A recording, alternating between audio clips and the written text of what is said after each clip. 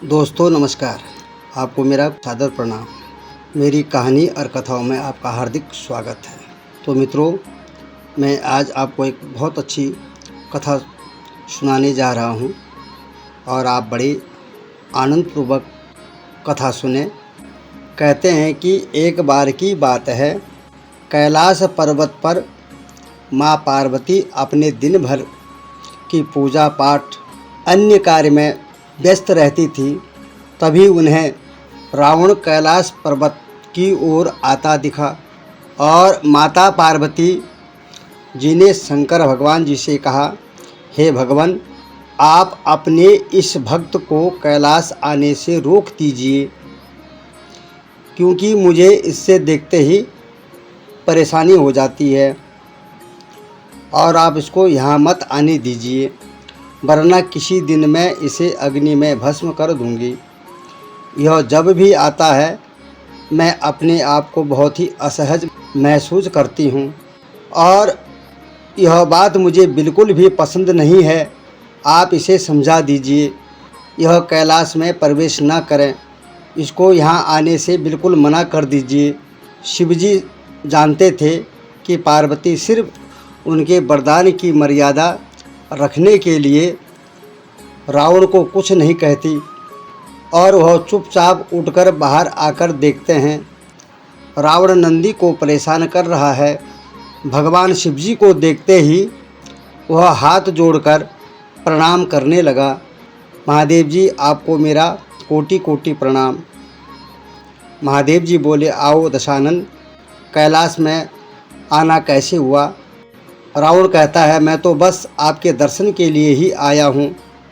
आखिर महादेव ने उसे समझाना शुरू किया, देखो रावण, तुम्हारा यहाँ आना पार्वती को बिल्कुल भी अच्छा नहीं लगता है, इसलिए तुम यहाँ मत आया करो। महादेव जी, यह आप क्या कह रहे हैं?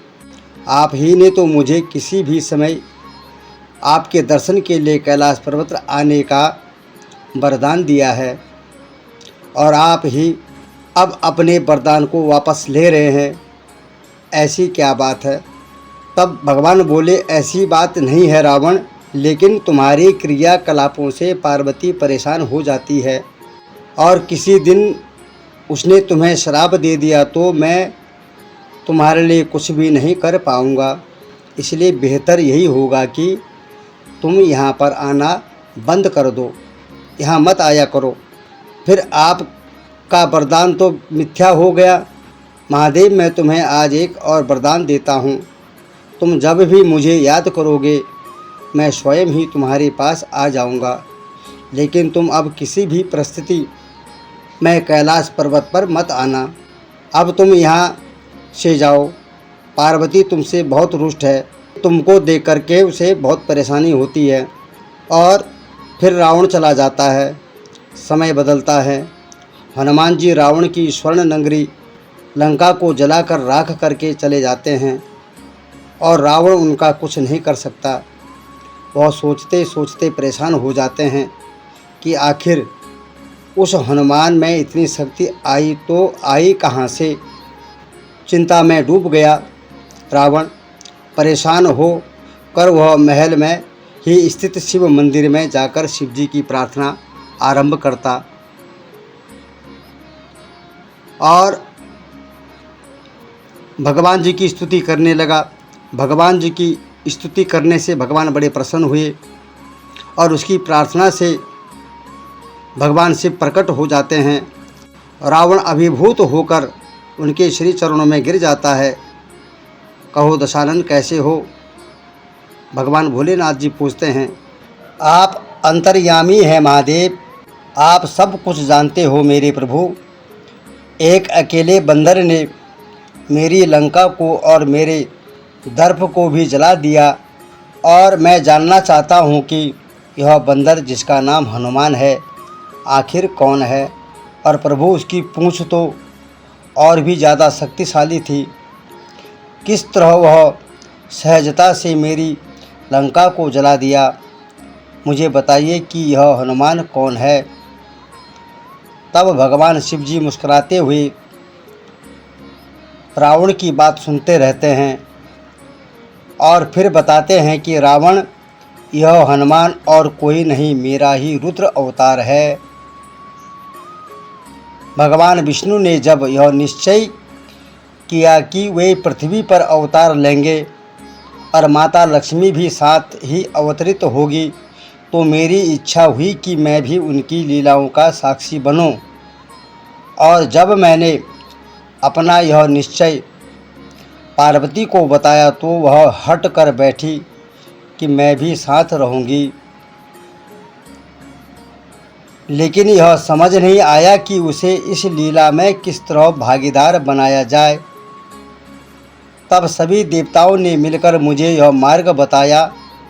आप तो बंदर बन जाइए और शक्ति स्वरूपा पार्वती देवी पूंछ के रूप में आपके साथ रहे, तभी आप दोनों साथ रह सकते हैं।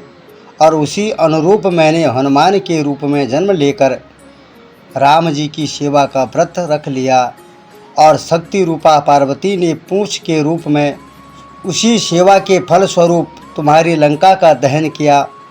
अब सुनो रावण, तुम्हारे उद्धार का समय आ गया है, अतः श्री राम के हाथों तुम्हारा उद्धार होगा।